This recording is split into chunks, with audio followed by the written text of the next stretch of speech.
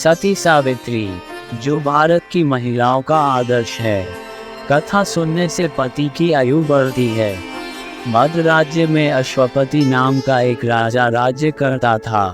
अश्वपति के कोई पुत्र नहीं था, इसलिए उन्होंने देवी सावित्री से प्रार्थना करना शुरू कर दिया ताकि उन्हें एक बेटा मिल सके। उन्होंने हजारों यज्ञ किए। आखिरकार देवी राजा के सामने प्रकट हुई और बोली, तुम्हारा कोई बेटा नहीं होगा, लेकिन मैं तुम्हें एक बेटी देने जा रही हूँ।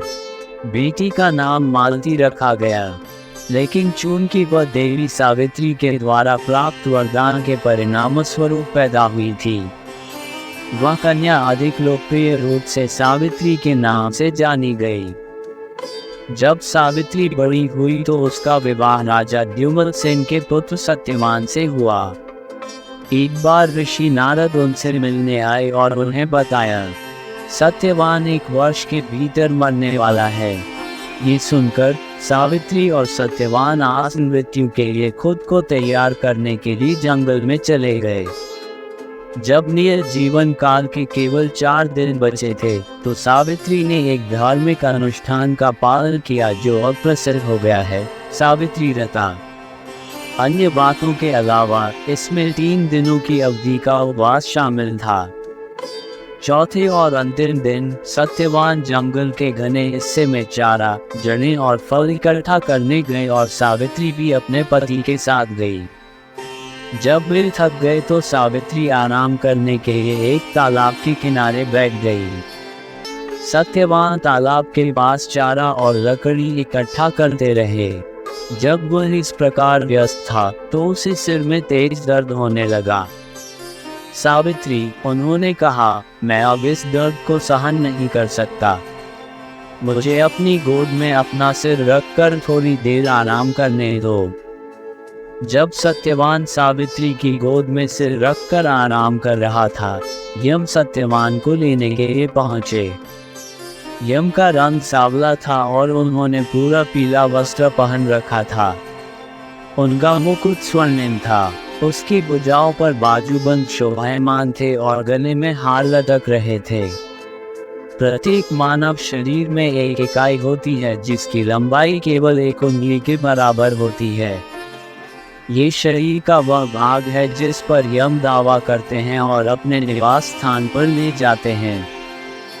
जब ऐसा हो जाता है तो केवल शव ही बचता है। यम ने सत्यवान के सूक्ष्म शरीर को पाश में बांध लिया और उसे अपने निवास पर ले जाने के लिए तैयार हो गए। लेकिन जब यम चलने लगे तो सावित्री भी उनके पीछे चल पड़ी। तुम्हें क्या लगता है कि तुम कहाँ जा रही हो? यम ने पूछा। मैं अपने पति का अनुसरण कर रही हूँ, सावित्री ने उत्तर दिया। एक पत्नी के लिए अपने पति की सेवा से बड़ा कोई कर्तव्य नहीं है। चूंकि मेरे पति जा रहे हैं, इसलिए मुझे उनके साथ जाना होगा। मैं तुम्हारी भक्ति से प्रसन्न हूँ, यम ने कहा। वरदान मांगो और मैं तुम्हें वह प्रदान करूँगा। एकमात्र चीज जो आप नहीं मांग सकते वह ये है कि सत्यवान को वापस जीवित कर दिया जाए। मेरे ससुर अंधे हो गए हैं, सावित्री ने उत्तर दिया, इसलिए वह अब राजा नहीं रह सकते। कृपया मुझे वरदान दे कि उसकी आंखों की रोशनी वापस आ जाए ताकि वह फिर से राजा बन सके। यम ने कहा, मैं तुम्हें वह अनुदान देता हूँ। अब कृपया वापस लौट आएं। मेरे पीछे चलोगी तो बेवजह थक जाओगी। अगर मैं आपका अनुसरण करूं तो मैं कैसे थक सकती हूँ? सावित्री ने पूछा, आप सभी देवताओं के प्रमुख हैं, क्या कोई आपका अनुसरण करते हुए थक सकता है? यम ने कहा, इससे मुझे और भी अधिक खुशी हुई। एक और वरदान मांगो, लेकिन किसी भी परिस्थिति में तुम्हें यह मानने की अनुमति नहीं है कि सत्यवान को फिर से जीवित कर दिया जाए।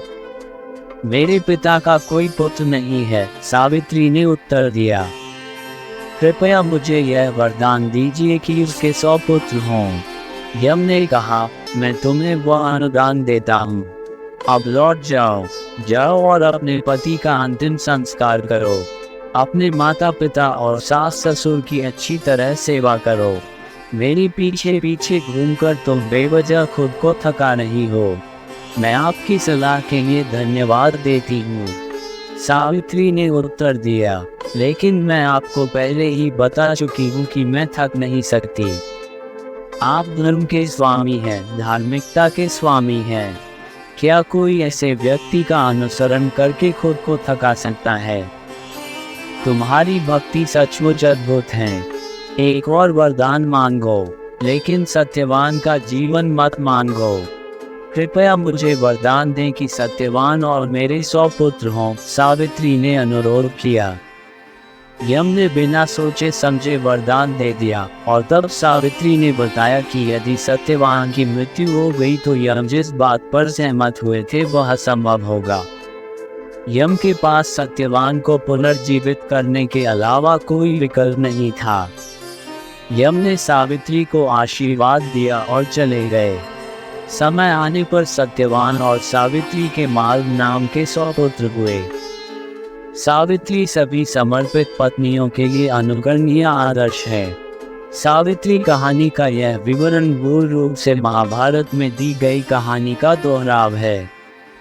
इसके बाद मत्स्य पुराण में राजाओं के कर्तव्यों का वर्णन और विभिन्न संकेतों की सूची दी गई है। सपनों की व्याख्या पर भी एक अनुवाद है। धन्यवाद। आप देख रहे थे गॉड ब्लेस टीवी हिंदी। हमारे साथ जुड़ने के लिए सब्सक्राइब अवश्य करें।